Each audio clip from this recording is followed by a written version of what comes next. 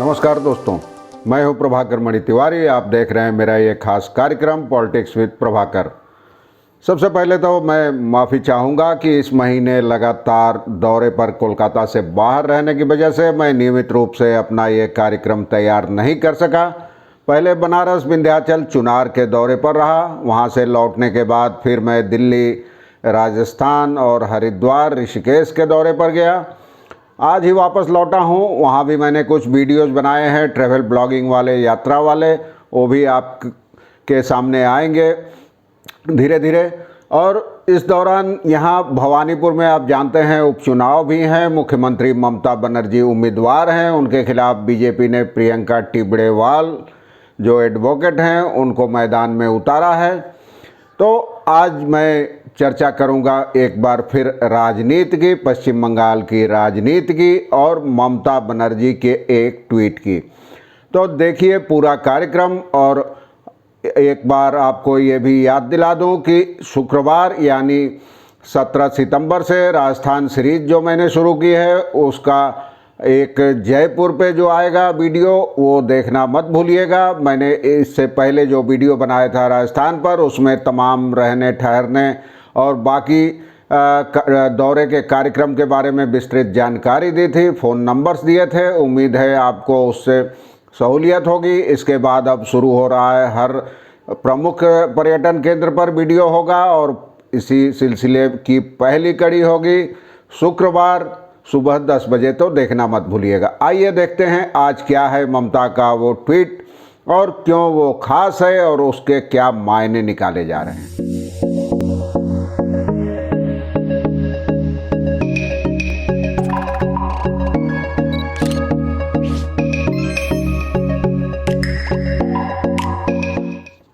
जैसा कि आप जानते हैं कि भवानीपुर में 30 सितंबर को उपचुनाव होने हैं और उसमें ममता बनर्जी उम्मीदवार हैं।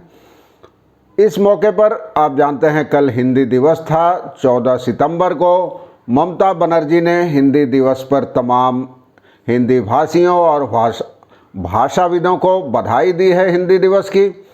लेकिन सवाल उठ सकता है कि आखिर इसमें खास क्या है। ममता बनर्जी तो पहले भी ऐसा करती रही हैं, छठ हो या दूसरे हिंदी भाषियों के त्यौहार बधाई देती रही हैं। मैं आपको बताता हूं, ख़ास बात यह है कि पहली बार ममता ने हिंदी में ट्वीट कर बधाई दी है। पिछले साल तक भी वो बधाई दी थी उन्होंने, तो वो अंग्रेजी में ट्वीट किया था उन्होंने, लेकिन इस बार ममता बनर्जी ने हिंदी में ट्वीट किया है और हिंदी दिवस की बधाई दी है। आप स्क्रीन पर देख पा रहे होंगे उनके ट्वीट। पहले हिंदी वाला ट्वीट देखें, उसके बाद अंग्रेजी वाला ट्वीट जो पिछले साल का था वो आप देख सकते हैं। तो इसके कई निहितार्थ निकाले जा रहे हैं। सवाल उठ रहा है कि आखिर ममता ने हिंदी में क्यों ट्वीट किया। कुछ लोग इसे भवानीपुर उपचुनाव से जोड़कर देख रहे हैं, तो कुछ लोग 2024 में होने वाले लोकसभा चुनाव से। यहाँ भवानीपुर में भी हिंदी भाषी वोटरों की अच्छी खासी तादाद है और ममता बनर्जी कहा जा रहा है कि उनको लुभाने के लिए ही उन्होंने हिंदी दिवस पर हिंदी में ट्वीट किया है। और ममता ने शुभकामनाएं तो दी हैं, साथ ही यह भी बताया है, पहले से भी बता चुकी हैं चुनाव के समय भी, कि उनकी सरकार ने हिंदी भाषियों के लिए क्या क्या काम किए हैं।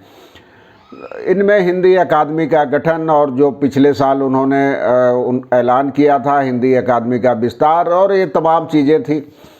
लेकिन इस बार ख़ास बात यह है कि ममता ने हिंदी में ट्वीट किया है और इसे काफ़ी अहम माना जा रहा है राजनीतिक हलकों में। इसे सीधे सीधे भवानीपुर में होने वाले उपचुनाव से जोड़कर देखा जा रहा है। बीजेपी ने एक हिंदी भाषी प्रियंका टिबड़ेवाल को उम्मीदवार बनाया है ममता के खिलाफ। और इसके पहले ममता बनर्जी ने गणेश चतुर्थी के मौके पर भी हिंदी में शुभकामनाएं दी थी और उसी दिन उन्होंने अपना नामांकन पत्र भी दायर किया था। ममता ने आखिर कहा क्या है। ममता ने अपने ट्वीट में कहा है कि हिंदी दिवस के अवसर पर सभी देशवासियों एवं हिंदी भाषा के विकास में अपना योगदान दे रहे सभी भाषाविदों को बहुत बहुत शुभकामनाएं। तो ये काफ़ी अहम माना जा रहा है, जबकि पिछले साल उन्होंने अपने ट्वीट में लिखा था कि warm wishes on Hindi Diwas, Bengal is a land of inclusivity and through our persistent efforts we have proudly inculcated Tagore's value of unity in diversity. Government of West Bengal has taken various initiatives to strengthen Hindi education, culture and welfare of the community in Bengal.